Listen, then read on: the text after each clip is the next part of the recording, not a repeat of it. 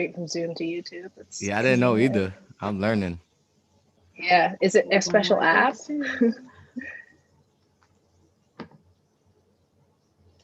All right. So we are live. Hi, everyone. Welcome back to the Black Kids White Coats YouTube channel. I know it has been such a while since we've done a live video, but like we're really pleased. I'm really happy and grateful for, first of all, everyone that's here today, because I know it's like snowy and kind of crazy outside. But I'm really grateful for all of our, I guess, panelists slash guests that we have on today's show. So the topic for today is the cost of medical school. I was just telling them, like, I just finished up a medical school. So like looking at the cost of it, like the what was taken out and loans and all that stuff, I was just like, like I did not expect it. I didn't see it coming. So I just wanted to have this session, like just to get the discussion going and like to keep pre-meds and people who are interested in medicine informed of like the costs that are like required for medical school. So what we're gonna do is just like kind of go around and like introduce ourselves, tell us about your financial journey through medical school and all that good stuff, and then we'll kind of go deeper into some questions. So Alvin, do you want to start first? Actually, we can just kind of go in order. I'll call people out. Sure. I mean, I could go whoever, but let the ladies go first, whichever way you want to do it. Can you hear me? Yes. Can you hear us?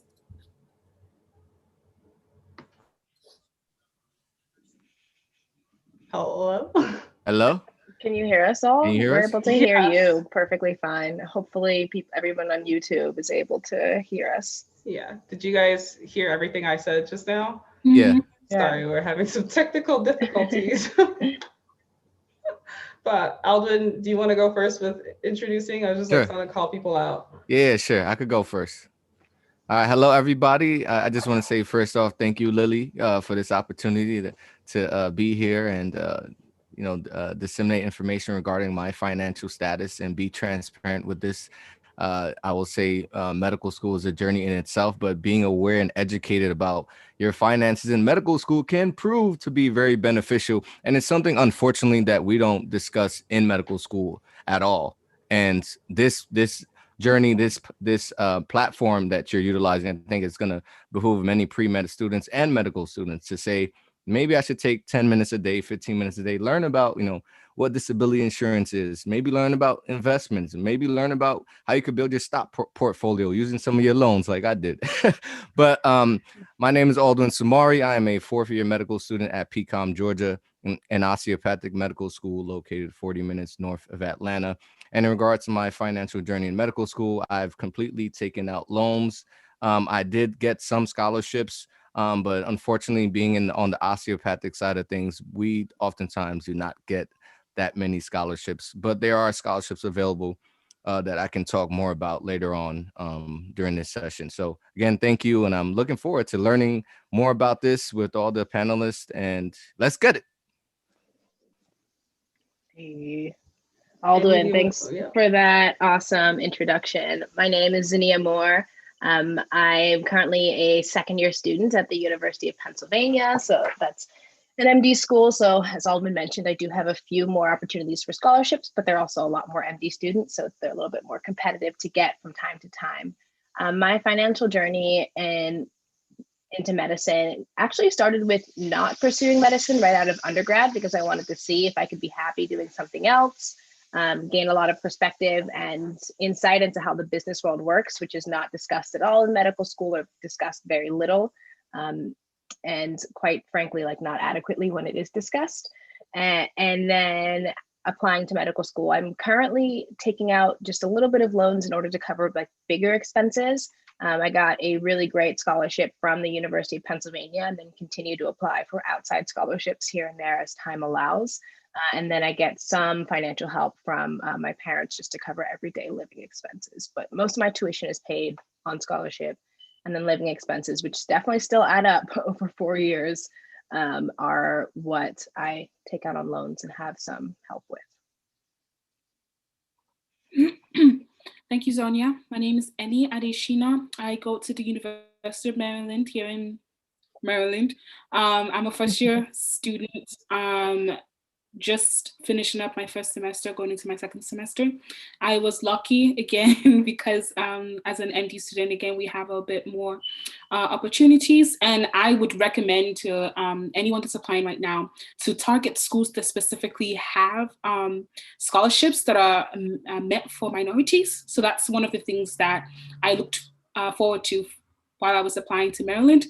They had a scholarship fund for minority students, specifically for us. So when I got in, I was able to apply for that and I got it. And that reduced my tuition from about 40 something thousand to just about like 15,000. So I only had to take out about $10,000 in loans to help cover tuition, and the rest of that, my living expenses, my husband covers. So I basically have somebody that I'm lucky enough to have somebody that's helping me take care of my expenses, and the rest of tuition that's left is covered by like student loans.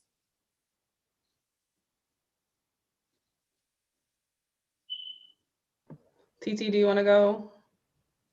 Sure. My name is Titi. I'm a fourth year medical student at Harvard, and I am late to everything, as you probably noticed. But in terms of money, so I made some choices, y'all. Let's talk about this. So I was fortunate enough to have been offered full rides to several schools, and you know, I grew up very poor and like personally am broke. Like my family's broke, I'm broke, everybody broke. So but I was always the type of person that didn't let that hold me back from opportunities, to the best of my ability. Like I'm really into fashion, for example. So if I see a dress that I really like that looks good on me and it costs $100, like I'm just gonna buy the dress and deal with the ramifications later. So I approached my medical education with the same type of lens. Like, why should if I want something, like why should money hold me back? Like it's literally paper. And so I decided that I would go to Harvard Medical School, which definitely did not offer me a full ride. It was a really hard decision at the time because medical school is obviously expensive. But again, I just thought, like for a whole bunch of reasons that I won't go into, I decided that the school would be better for my future career aspirations. And it didn't matter if it costs a little bit more. Full disclosure, I probably would not have paid full tuition for HMS. I do receive significant amount of financial help, financial aid to cover tuition, but none of my living expenses are covered. And so it was paying for living expenses versus getting everything covered at other schools. And I chose the paying for living expenses. And so essentially all of my loans that I have are to cover my expenses for living, and living in Boston is expensive. And so right now, as a fourth year student, I'm probably going to graduate with about $110,000 in debt. And we'll probably get into this later. Should I have made that choice? Well, stay tuned. That's all. I mean, thank you guys all for the introduction and for like just even the first layer of sharing all that you've kind of been through financially speaking. So like on average, I know this is like AAMC stats. I think the total loans you come out with, and TT, you kind of touched on this. So the total like loans medical students tend to come out with as like $200,000 to $250,000. I'm kind of around there. If that helps. I think I'm like at 250, 260 at this point in time. If you guys wanted to talk about like that number. I know we're all in different stages and things like that, but I guess do you guys have loans from undergrad, first of all, I think is the question. And then like, where are you at now? How did you feel clicking that first. I remember, sorry, like just a side note, I took out loans I was actually very fortunate. Like a lot of my undergrad was covered, so I can answer part of the question. My undergrad, like I didn't have any loans coming from undergrad. So signing my life away in medical school was very, very difficult because that was the first time I had signed for a loan. So like, I guess like where were you guys at? Like, how did you like, figure that out, navigate that and all that good stuff? So I can actually go first because I went to Hopkins University for my undergrad, and it was a private university. But when I first heard of the name Hopkins, I was like, oh my gosh, I want to be a doctor. Let's go to JHU, let's, go out and get this prestige. Ended up graduating. I was lucky enough again to get some scholarships. So it wasn't like I had to cough up the $60K for tuition every year. But I still had about $60,000 in loan when I left. And that $60,000 staring back at me, because I didn't go straight into medical school. I took a gap year. And so I had to start paying in between the year. And they were like, oh, you have to give us $300 of your money every month. Mind you, the work that I'm doing, they're not paying, it's a 1-year research assistant position. So it's not like I'm making all this dough. And now you're telling me that I have to start coughing up some money to help pay back the student loans. So then I started thinking about it, like, okay, I still got 4 more years of education ahead of me. And at that time, I did not think that I was going to meet my husband. Oh, I had met my husband. I didn't think we were going to be married by the time. So I knew that living expenses and tuition, everything was going to be with student loans. So I started crunching the numbers. And that's when I knew that I was not going out of state, since I was already in Maryland. University of Maryland School of Medicine was going to be it. So I looked at their open houses. They came to Hopkins for a separate open house. I went there, talked to them, make sure they knew my name, make sure they knew my face. They told me about another open house that they had at the school. I was there, went to the exact same person, like, do you remember me? I was there. I am very much interested in this school. When I came in for my interview, I went straight up to her. Hi, Miss Rakim, you remember me?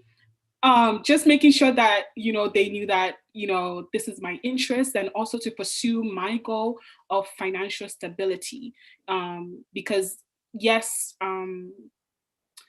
medical doctors, I expected to have all of this loan with them when they graduate, but I also have a plan to have a house. I have a plan to have children. I have a plan to be, able to be financially stable on my own. I don't want the pursuit of my dream to, stand in the way of me having a balanced life after graduation. So luckily enough, Maryland had the scholarship, like I said, and me and my husband, we knew we weren't entirely ready to be married, but I had to sit down and let him know, like, we need to talk about this finances now. It does not make sense for us to be paying separate expenses in separate places. Like, I had to, again, sit down, crunch the numbers, and just make the things in my life work to help me compress that number. I can talk next. So going into undergrad, I was also fortunate enough to attend a private institution that offered need-based financial aid. And so I went to Dartmouth College, which is the most expensive Ivy League that you could go to, and also the coldest. And after financial aid, I was expected to pay about $15,000 a year, which I covered through a combination of scholarships and some contribution from my family.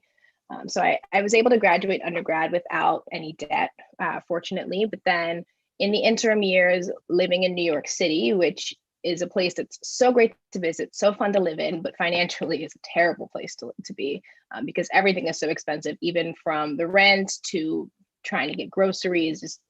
It very much adds up over time. And I was working as a management consultant, so arguably should have felt cushy, did not feel cushy. And I was living with my partner and splitting expenses at the time.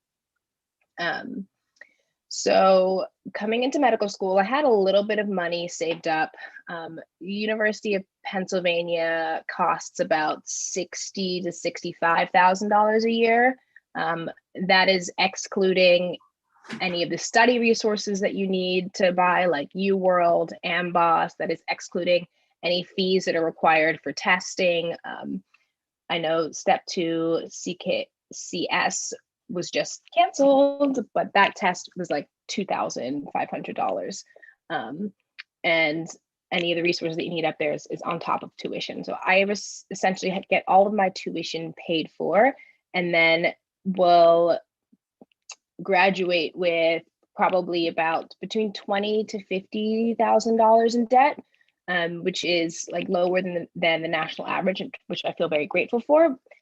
Granted, I also recommend what Annie said, and applying to schools that have a lot of opportunities for scholarships for minorities in particular. I applied to Vanderbilt as one of those.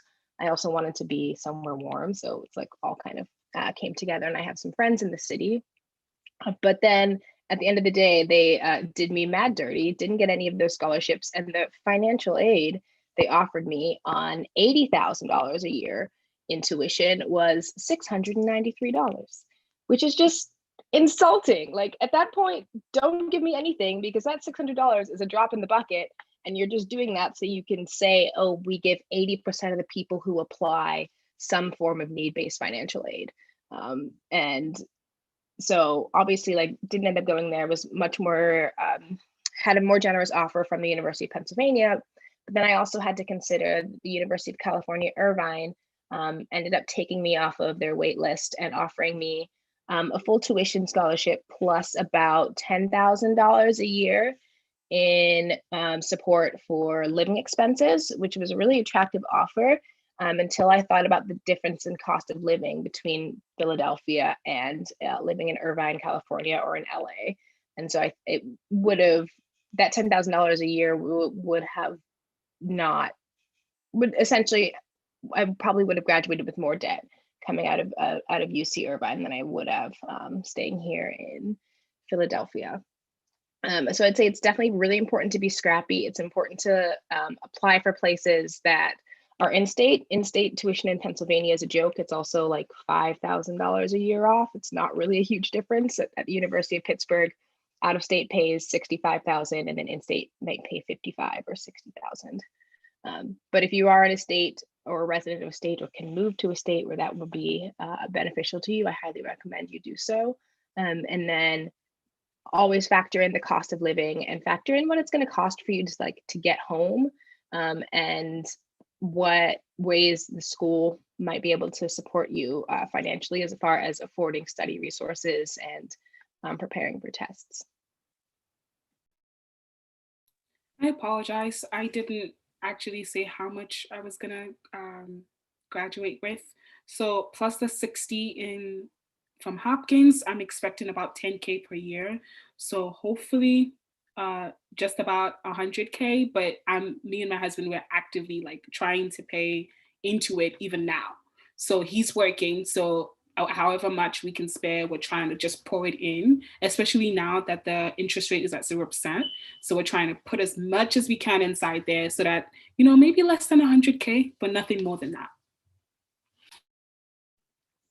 Yeah, so on my end, I did not have the luxury of getting any scholarships to any of the med schools that I got into. I applied to medical school 3 times, and I did 2 master's degrees prior to starting medical school, one at Morehouse School of Medicine and the other at Lincoln Memorial University. Each of those one of them cost $100,000, and then the other one costed $50,000. So I really betted on myself in terms of getting into medical school and becoming a physician. And then when I started at PCOM Georgia, they ain't lay any bread for me, honestly, which it was saddening, And the other osteopathic schools I got into, same thing. There was no financial aid available. Now, in regards to my financial journey in medical school, I will say that just be prudent and be very wise with your decisions. Think about every dollar you spend, you're gonna have to pay interest on that. So it's not just gonna be $1; it can be compounded and become $2, $3. I looked at my interest rate the other day. I got like 40K in interest alone, and I'm at $450,000 in debt right now. So, but that's why, like, I'm moving differently. Like I'm doing different things. I'm getting into real estate and doing a lot of business ventures and things of that nature to kind of help me, get that cash flow going, so I could be chilling. but I always believe in myself, you know, despite the financials, just like TD said, money is all paper, right? But it's about revolutionizing how you want to impact the world. And I never let the finances deter me. Of course, I wish I got a scholarship. I wish that they showed love to this kid from the South Bronx, where there's barely any Black doctors. I know more people that's been killed than that are doctors from my block. So you know, things didn't look at me the right way with that. But I will say that, you know, you have all the capabilities and aptitude to find yourself in the right financial situations. Look at, you know, what Annie did. You know, she networked, she made sure that she was in state, she contacted individuals, showed face, she made use of her opportunities, you know. And in Zonia, you know, she was, you know, living with her partner, taking advantage of that, getting those scholarships, getting to the bag, you know, making sure she was resourceful. So I think it's really a matter of, you know, finding the appropriate resources and putting yourself in a position where you're proactive, where you're saying, hey, I can take advantage of the opportunities presented in front of me now, especially with the state of affairs.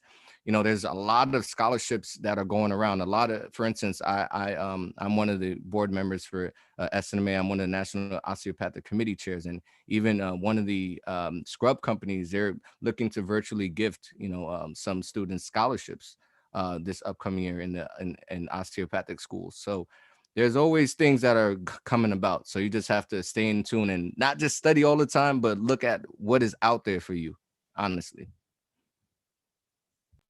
Most definitely. You summarized that so well. I feel like I don't even have to like summarize it, but like pretty much like for me, I took out what I needed. For the most part, got help where I could. And that sounds like there's a common theme. Hustle for scholarships. I didn't get any scholarships in medical school either, but there are scholarships available, like has been mentioned already. So I think we'll have also more videos talking about that. And then also speak, like for this session, the whole point was to kind of get medical students together to talk about it, because I think we're all in different stages. The hope is later on, I guess I mentioned this earlier, that we'll talk to attendings, and hopefully there are people who have like paid off their loans and see where they're feeling and where they're at. So my question right now to you guys at this stage, do you guys feel like it's worth it? I know like that's already been touched on a little bit, but like, you know, again, I'm in the middle of it all, like fourth year medical school, looking at like my final number in terms of loans, not making any money. So like, I'm just like, is it actually worth it? I feel like generally, I mean, it is. I'm going to wait. I'm going to be patient, write it out. Delayed gratification. That's what we've been doing this whole time. And of course, y'all will follow my journey and see how I feel about it towards the end. But I just wanted to see where you guys are at mindset wise. You guys still have to study. What keeps you guys going? Is this worth it?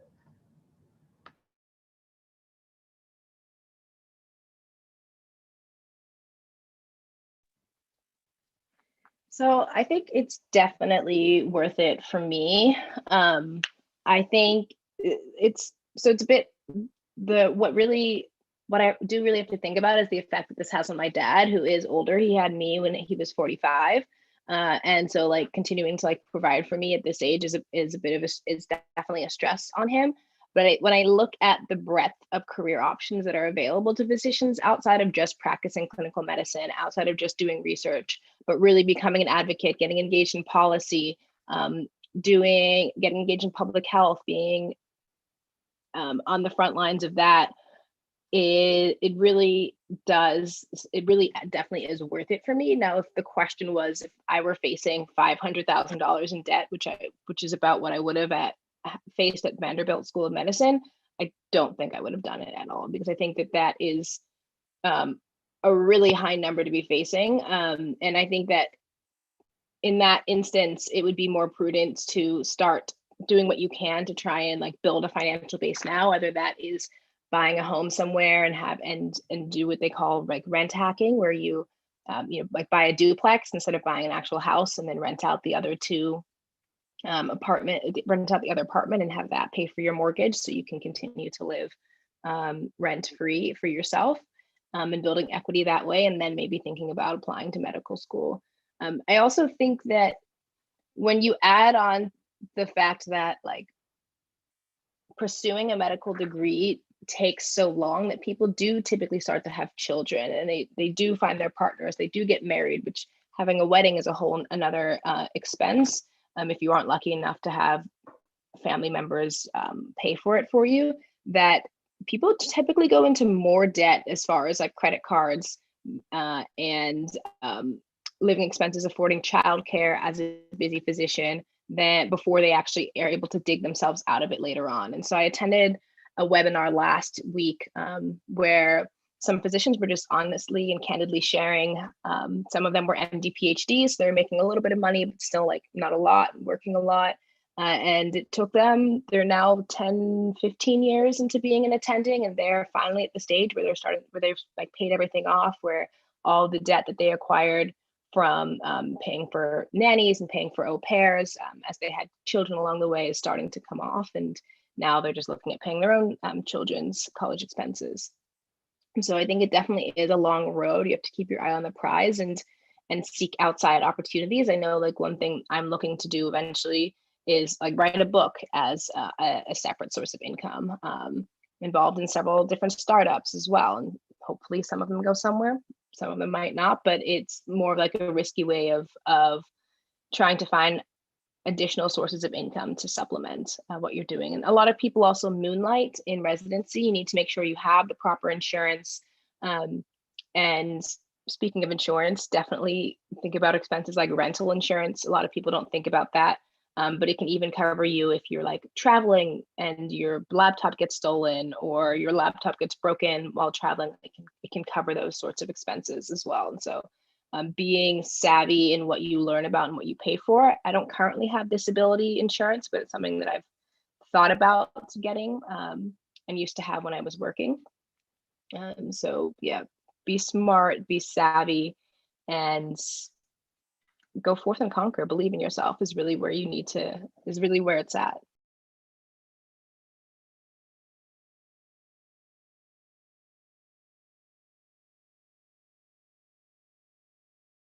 Did anyone else want to answer the question as to whether you feel like it's worth it, or is it kind of like, or reserve it for later on when you feel like? Yeah, so for me, in terms of when you think about the complete picture with debt and everything, sometimes I just feel like, why did I put myself through this? I see my friends, my bro is a nurse right now making 80, 90K a year. I got my other guy who's a pharmacist making just a little over 100K with, just doing 4 years of pharmacy school. And on the other hand, I do see the doors that have been open for me in being in medical school and being in a place where I walk down the block and all my bros is looking at me like, yo, bro, I'm so proud of you. You're gonna be a doctor. You're gonna change a lot. Like, you're gonna be my doctor, bro. Like, you're gonna hold me down. And those feelings make it worth it to me, not just the money, because I'll pay that down. I already have faith. Like, I'm gonna be a millionaire. Like, I'm claiming it. Like, that's on facts, that's on blood. So just being able to create that impact, it makes it feel like it's truly worth it. Now, when you're going through the process of paying the debt down and everything, you're going to be looking at the account like minus 1,000 every month, minus 2,000, minus that, this and that. And so I don't know if I feel the same way when I'm actually going through it, but looking at the numbers and then the investment and sacrifices that have been made, I'm iffy. But on the other hand, it's like you really gonna be a physician. You're gonna be in a privileged position no matter how you look at it. Even if it'll take me 30, 35 years to pay it down, I'm still doing something that people dream of. And if this is your dream, you pursue it. No matter the finances, because I'd rather be happy and be in debt than be unhappy and be miserable and be in a position that I'm like, yo, I could have been a doctor, or wondering shoulda, coulda. Nah, go for it. Don't let anybody deter you. Your pre-med advisor, your family. If you believe that the white coat is where you need to be, then you put yourself in that position to be there. Yeah, I would completely agree with that. I think that it's definitely 100% worth it if that's truly what you want to do. Like, I couldn't imagine doing anything else with my life, and I couldn't imagine not pursuing this path because of something as silly as capitalism and money and a system that's created to keep people like me out. I think that it's a cycle that needs to be broken. Medicine needs people like me because I grew up poor. And the cost of attending medical school is something that really needs to be addressed for people who come from underrepresented backgrounds, who come from low income backgrounds. And I refuse to believe that I shouldn't be a doctor because of my family being an immigrant single parent household that doesn't make six figures, like it doesn't make sense to me. And I only have one life to live as far as I know. And if I want to be a doctor, I'm not going to let something like that stop me. And you should not either. So for me, I never even questioned my future in medicine, not until I got into it and I was studying for 8 hours a day. And I had no time for myself, no time for my husband. And I realized, what if I wanted to have a kid right now? I would not be able to afford it. And I would be even more into debt because I would have to take out more loans. And for the first time in a long time, I questioned whether this was the right place for me, because I could go ahead, get a master's in education, 2 years done, become a teacher. I love, helping the younger generation get to the same place or even better places than, I have been. And I realized I could just go ahead and pursue that interest. But I had to take a minute and just pause. Being a doctor is something that I've wanted to do since I was a kid. I even have a picture of myself in Nigeria, in my primary school at 10 years old, saying, I want to be a doctor. And it was like right there. And I framed that picture for myself so I can go back and look at it and know that this is something I've been chasing for over, 20 years. So I had to go back and look at that. This is something that I want. And of course, like everybody has said, if it's something that you truly want and you know that you would not be happy doing anything else, go ahead and chase it. But don't chase it blindly. Make your priorities and know there are opportunities out there to help you, make it affordable. I'm not saying like it's going to be easy, because you're going to have to study your way through it and you're going to have to fight for those opportunities, because they're not just going to come easy. But, it's absolutely worth it. But I like what Lily's doing about this podcast for people that are not in it yet to understand that this is the reality of it. Please don't go into it without knowing that, at least $100,000 is how much you're going to owe. Don't go into it without knowing that. But if it is something that you can deal with the reality of it, please, go ahead and chase it. Yeah, I just want to take a quick moment to like pause and recognize that for a lot of people listening to this, they might hear that $100,000 number and like feel a little bit of their heart attack. Their heart just jumps into their throat a little bit. And I think it's important to recognize that it is payable back. People do pay it off. It is a long road. It is something you have to budget for. Maybe you're going to be taking one vacation a year for the next 10 years instead of 2 that you're seeing your friends take their families on. And so there are sacrifices that come with it, but ultimately the job satisfaction that you get and having a job that is truly fundamentally about people at the end of the day and about people's health is unparalleled. And people who are working in business seek and flee from job to job to job, searching for a company, a job that has some sort of meaning for them. Y'all drop so many things, so many gems. Love it. Oh my gosh. Thank you guys again. I wanted to just kind of close up with like any other pieces of advice. You guys have already dropped a lot of wisdom, but like anything else that you feel like you want like other people to hear, especially like pre-meds coming in, just like any advice or gems or wisdom just along the way. Find a mentor. No matter where you are in the process. And that's where I tripped up, in terms of, conquering the MCAT and getting into medical school. I thought I could do it by myself. I could do bad by myself. No, but I was doing really bad because of that. So in all honesty, just be proactive with the process. Find someone that can help you navigate, whether it's the finances of medical school. You can have a mentor for shadowing. You can have a mentor for creating a YouTube channel like the Black Kids White Coat podcast and YouTube channel.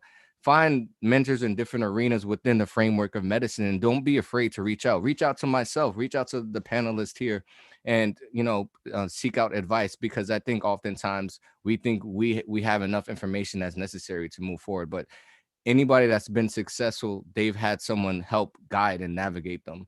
And I think that will provide you with the most benefit outside of anything in this world, having people that are in positions of empowerment. You are the 6 people you spend the most time with. So if you spend the most time with mentors in those different arenas, your best bet is you're going to be in medical school. Your best bet is you're going to have these scholarships wrapped up. Your best bet is you're going to have 10, 15 real estate properties that you're renting out, as was mentioned, house hacking, which I'm trying to do.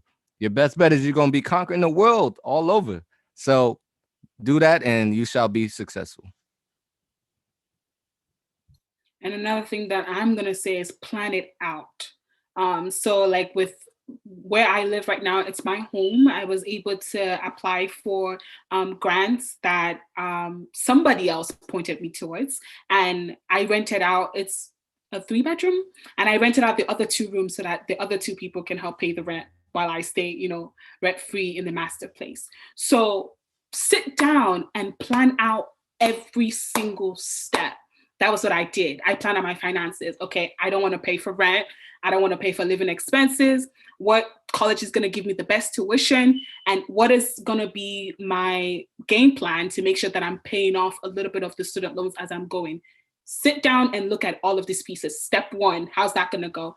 I'm not saying be neurotic and be like, oh, this didn't go, I got into blind and oh my gosh, it's all going to go crazy. No. Okay, life happens. Life definitely happens, but at least have a framework of where you're going and how you're going to get there. Don't enter medicine. Medicine is not something I recommend going into blindly. And I think I've said that before. Please know exactly what you're getting into, the amount of money, the amount of time that you're going to need to. Don't say, oh, I'm going to be in medical school and working at the same time. It is impossible. It can't. It's not going to work. And so have a plan and don't go and take out the student loans and be like, oh, they're giving me 40K. I'm going to take out all the 40K. You know exactly how much you need for tuition, how much you need for living expenses, and you do not take out more.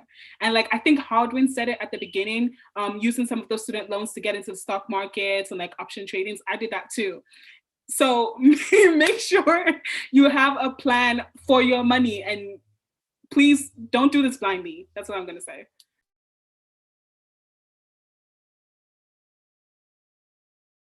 Yeah, I did it blindly. It's probably not a good idea. Yes, it was not just me. Okay, Lily, I see you. That's why we're doing it today, because I did it blindly. I told y'all, I looked at it, I was just like, oh, is this what we're doing now? This is what we're doing? You're not alone. You're not alone at all. Sorry, did you want to say much else, TT? I know that you were starting to talk.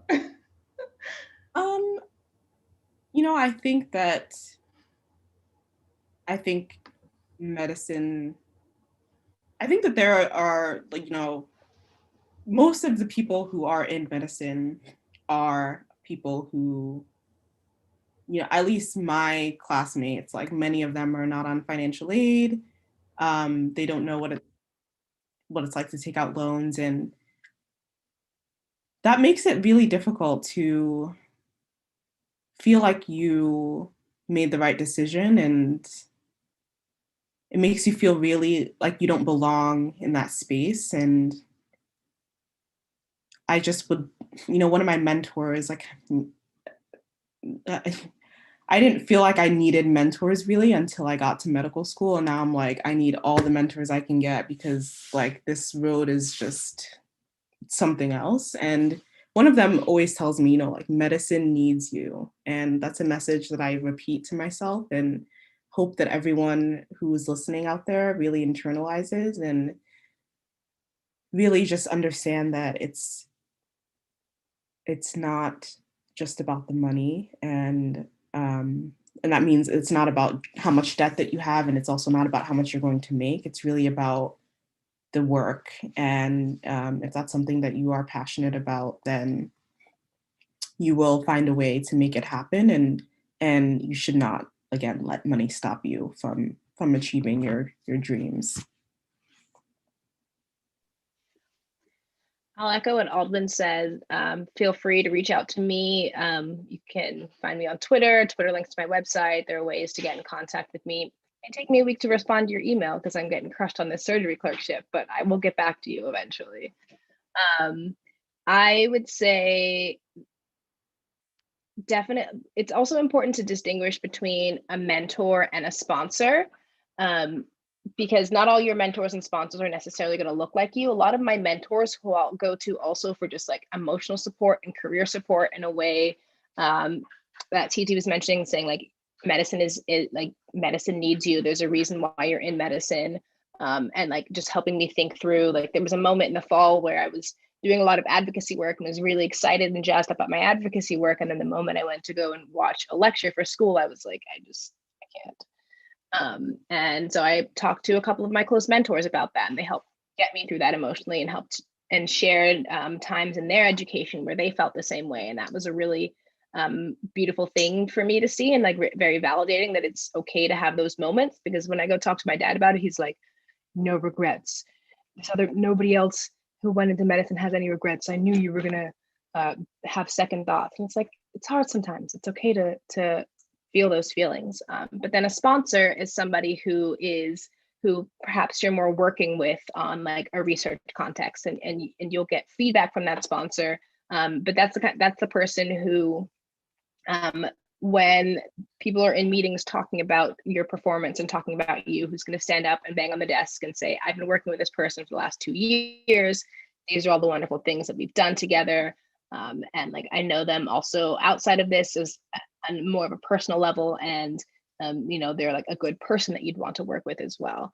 And so just be aware of who you're going to when you're in moments of wow, like medicine is difficult, or wow, I'm not sure like what area of medicine interests me, and what area of medicine is going to allow me to be an effective doctor, but also pursue outside interests that I have, for example, like being an advocate and working in policy.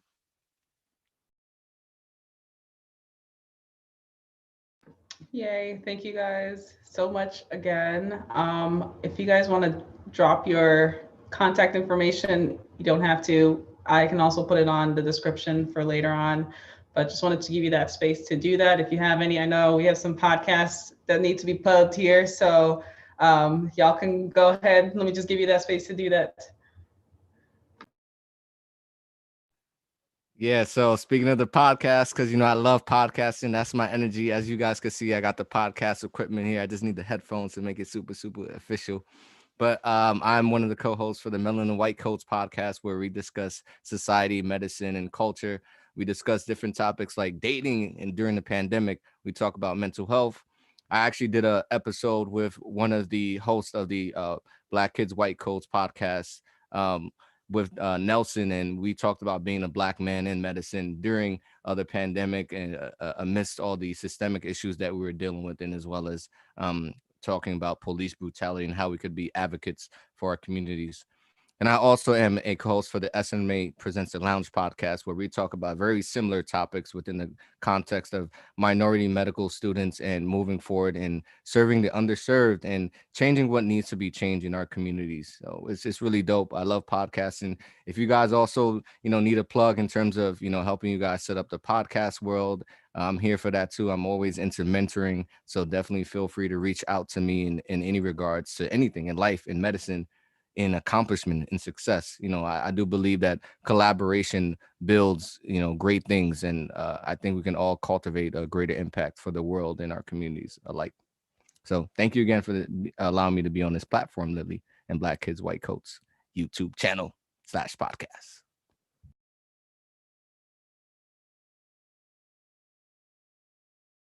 Okay, did anyone else want to share?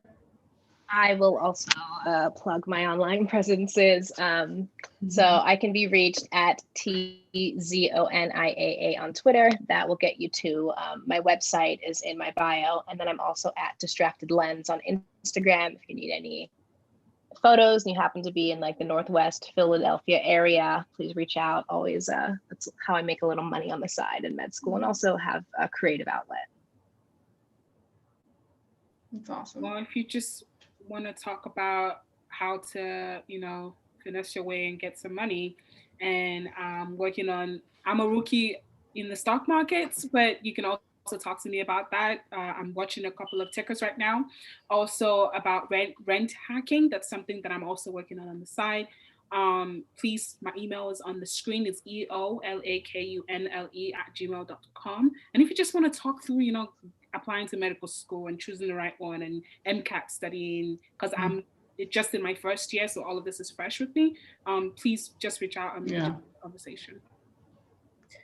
Yes, I have a Twitter. I recently made a professional.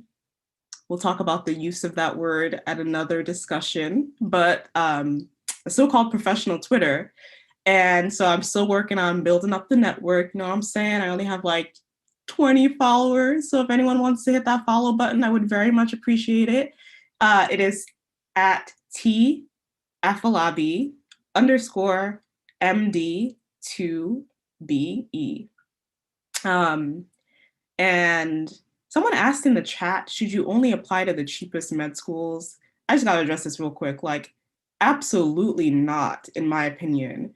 You're trying to tell me that all the poor people of color gotta go to the cheap med schools, but the rich white kids can go to like wherever the hell they want? No. That is not the world that we need to be living in. Like and the fact that people think that, it just makes me sad and really, really actually mostly angry, because the whole system just throw it all away and start over. Like, because that's just not right. Like, you go to the best school that you get into. Like, go to the school that is going to train you to be the best doctor that you can be, and like plan out how you're going to figure out how to, like I said, I started med school with zero savings. I'm finishing med school with zero savings, but my earning potential is like through the roof, like real talk. Like, so don't go to the cheapest med school. No, no. You can get the best education that if the cheapest and the best coincide, now we're talking, but that rarely happens. So I say get the best training that you can get, because we need to start integrating some of these spaces. And I mean, not just in terms of color, but in terms of SES. And we need to start demanding that medical education become affordable for people who look like us and for people who do not necessarily come from high income families. Because my classmates, they don't know like what it's like to have to work like part-time just to afford books or other expenses that you need. Like, how are you going to talk to a patient who like is working 3 jobs, doesn't have time to exercise, like eats maybe what you call a poor diet, is raising kids on their own, when you have no concept of that life whatsoever? Like, you can't just read that in a book.